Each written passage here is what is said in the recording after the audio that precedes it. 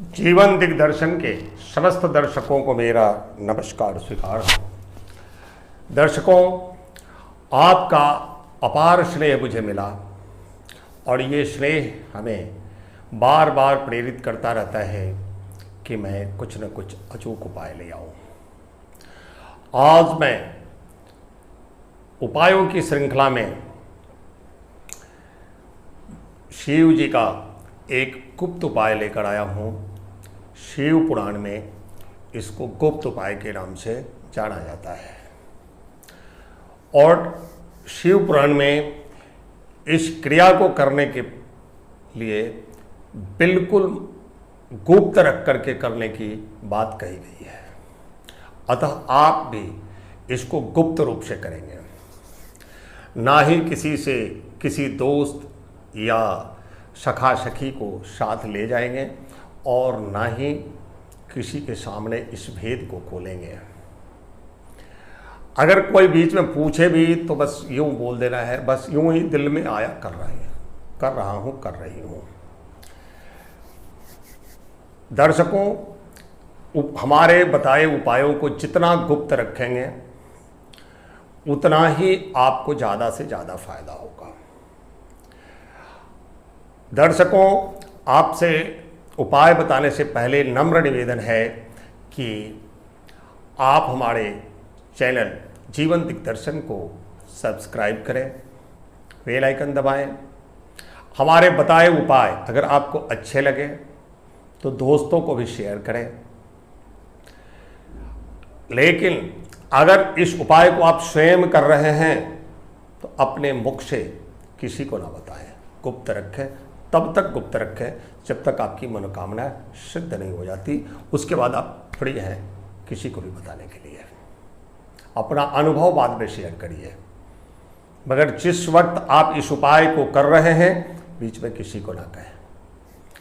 दर्शकों, आपको हमारे उपाय अच्छे लगे तो दोस्तों में शेयर करें, उन्हें भी सब्सक्राइब करने के लिए प्रेरित करें। हमारे बताए हुए उपाय से आपको कोई अनुभव प्राप्त हो तो उसे कमेंट बॉक्स में तुरंत डालें ताकि आपका अनुभव हम अन्य लोगों को शेयर कर सकें। दर्शकों, आइए अब हम इस उपाय की श्रृंखला में पुनः देवाधिदेव महादेव की शरण में आपको ले चलते हैं। इस उपाय को करने के लिए आपको एक ऐसे शिवलिंग की जरूरत पड़ेगी, चाहे वो मंदिर में हो या कहीं भी हो, जो अंधेरे में पड़ा हो। अगर अंधेरे वाला शिवलिंग नहीं मिलता तो आप मंदिर में इस उपाय को कर सकते हैं। इस उपाय को करने में ज़्यादा कुछ करना नहीं है। आप एक बड़ा सा दीपक रखें। दीपक में हमेशा, आपको मैंने पीछे भी बताया है, यह प्रयोग शिव जी के लिए किया जाएगा और माँ महालक्ष्मी की असीम कृपा प्राप्त होगी। और लक्ष्मी प्राप्ति के किसी भी प्रयोग में आप कलावे की बत्ती लगाएंगे, एक जोड़ा इलायची उस दीपक में डालेंगे, थोड़ी सी हल्दी, थोड़ी सी रोली, और तब आप शुद्ध देशी घी का दीपक होना है। आप दीपक इतना भरा लें जो 3 से 4 घंटे चले। किसी को साथ लेकर नहीं जाएंगे। संगात स्वर्गम न गच्छति, जिसे स्वर्ग जाना होता है वो अकेले ही जाता है। जिसके बहुत सारे साथी हैं वो स्वर्ग नहीं जाता। इसलिए आपको यह उपाय अकेले करना है, गुप्त रूप से करना है, किसी के सामने यह प्रकट ही नहीं करना है। करते किसी ने देख लिया तो बोल दीजिए यूं ही मंदिर आई थी, एक दीपक जला दिया। मगर दीपक आपका 3 से 4 घंटे चलना चाहिए। जब अंधेरा हो जाता है तब आप उस शिवलिंग अथवा उस मंदिर में प्रवेश करें। आप शिव जी को नमस्कार करें, यानी शिवलिंग को नमस्कार करें। नमस्कार कर अपनी समस्या बोलें। यह प्रयोग धन प्राप्ति के लिए होता है, कर्ज मुक्ति के लिए होता है।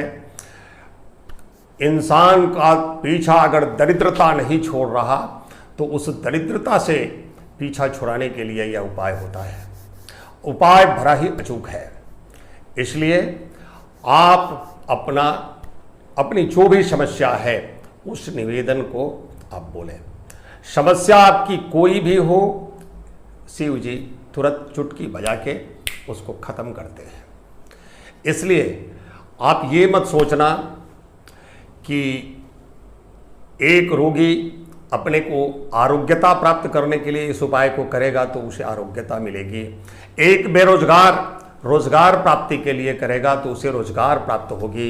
एक कंगाल धन प्राप्ति के लिए करेगा तो धनाढ्य होने से उसे कोई नहीं रोक सकता। अब आप अपनी जो भी समस्या है उस समस्या के निदान के लिए शिव जी से निवेदन करें। अपने समस्त पाप तापों को जलाकर राख करने के लिए निवेदन करें। अपने पुण्य के उदय, अपने दुर्भाग्य को खत्म करके सौभाग्य प्रदान करने के लिए देवाधिदेव महादेव शिव शंकर भोलेनाथ से निवेदन करें। शिवलिंग माता का भी प्रतीक है और जगदीश्वर देवाधिदेव महादेव का भी प्रतीक है। इसलिए यह उपाय करने से माता महालक्ष्मी की असीम कृपा होती है और माता महालक्ष्मी इतना धन प्रदान करेगी कि आप उसे रख नहीं पाएंगे। आप स्वयं सोचेंगे अब इस धन का क्या करें, लोगों से पूछेंगे इस धन का क्या करें। अब आपको उस दीपक को, यह उपाय किसी भी शुक्ल पक्ष के प्रथम सोमवार से प्रारंभ करके आप शिव मंदिर में करेंगे। अब जो दीपक हमने बताया, जो कम से कम 3-4 घंटे चलना चाहिए, 3 घंटे से कम चलने वाला दीपक आप कभी भी लेकर ना जाएं। भगवान को एक दीपक देना है, एक दीपक जलाना है, उसमें क्या कंजूसी। बहुत लोग क्या करते हैं, दीपक जलाने के नाम पे रुई में बाती जो भिगो लेते हैं, ले जाकर जला देते हैं, दीपक जल गया। तो आप जिस नियत से आपने ये दीपक जलाया है उसी नियत से भगवान आपको समृद्धि भी देते हैं। भगवान से श्रेष्ठ कोई आपका अतिथि नहीं हो सकता। इसलिए भगवान के लिए जब भोग तैयार करें, भगवान के लिए जब दीपक तैयार करें, भगवान के लिए कोई भी चीज आप लेकर जाएं तो वह सर्वश्रेष्ठ होना चाहिए। अब आप एक बड़ा सा दीपक, जो विधि बताया गया उस हिसाब से अपनी मनोकामना बोलने के बाद, अपने पाप तापों की क्षमा मांगने के बाद आप उस दीपक को उस शिव मंदिर के दरवाजे के बगल में एक तरफ प्रतिदिन एक जगह चुन लें कि हम यहीं जलाएंगे और आप उस शिव मंदिर में आप उजाला करें, दीपक को जला दें। जलाकर उस दीपक को प्रणाम करें और शिव जी को नमस्कार करते हुए आप अपने आवास पे आ जाएं।